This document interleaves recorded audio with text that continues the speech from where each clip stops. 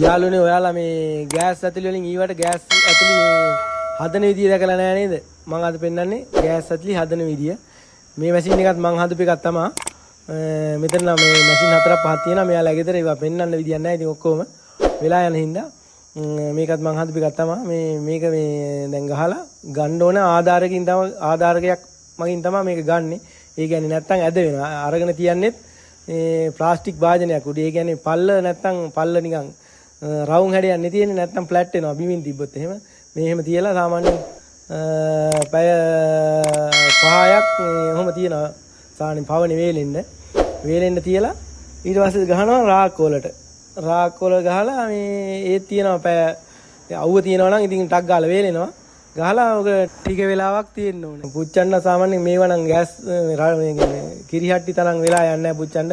පැය 2කමාරින් 3න් පුච්චන්න පුළුවන් මේ පොරා. මේ පුච්චලා ඉතින් මේ පුච්චපු වලන් තමයි මේ තියෙන්නේ.